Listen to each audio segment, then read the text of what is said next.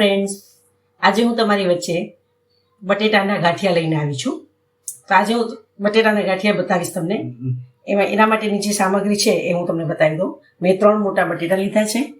એમાં ચણાનો લોટ લીધો છે કે જેનાથી થોડુંક બાઇડિંગ આવે એનું. પછી મીઠું છે, મરચાંની ભૂકી છે, ખાસ તો પાણીપુરીનો મસાલો છે કે જેમાં ફ્લેવર આવશે પાણીપુરીની, હિંગ છે ને હળદર છે. તો હવે આપણે બનાવશું બટેટાના ગાંઠિયા. પ્રથમ આપણે પહેલા બટેટાને મેશ કરી લઈશું. બટેટામાં જરાય પણ ઘાટા ન રહેવા જોઈએ, એકદમ લીસો માવો થઈ જવો જોઈએ, જેથી સંચામાંથી બરોબર 3 બટેટા છે તો એમાં 1 બાઉલ મેં ચણાનો લોટ લીધો છે.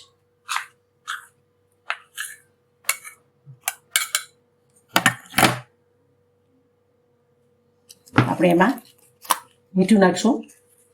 1 ચમચી મીઠું છે, હિંગ છે, 1 ચમચી હિંગ છે, અડધી ચમચી હળદર છે,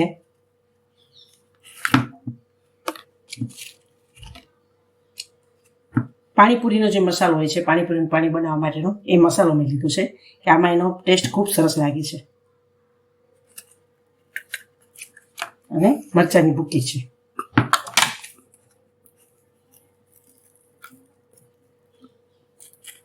એમાં આપણે થોડું તેલ નાખશું.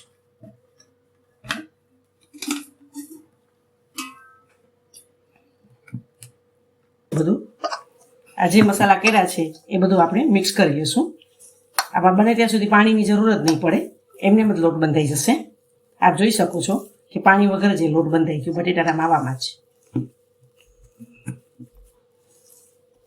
બટેટાના ગાંઠિયાનો લોટ આ રીતનો બંધાઈ ગયો છે. હવે આમાં પાણીનો આપણે બિલકુલ ઉપયોગ જ નથી કર્યો, બટેટાના માવામાંથી જ આખો લોટ બંધાઈ ગયો છે.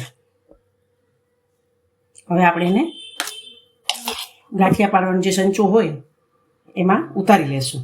હવે મેં તેલ ગરમ કરવા અહીંયા મૂકી દીધું છે અને હવે આપણે તેલ થઈ ગયું છે તો હવે આપણે ગાંઠિયા ઉતારશું.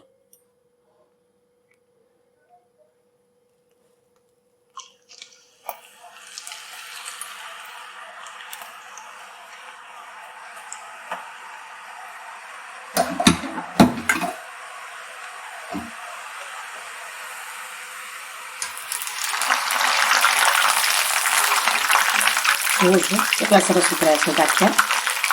તેલનો ઉપયોગ જ નથી કર્યો, આપણે બટેટાના માવામાંથી જ બનાવ્યા છે.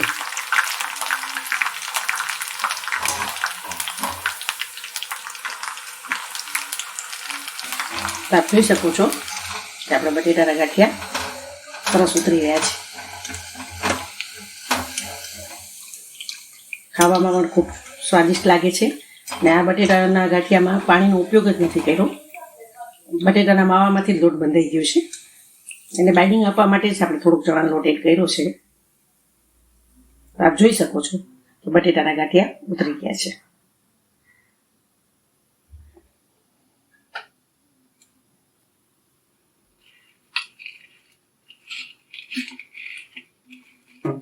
તો તૈયાર છે બટેટાના ગાંઠિયા.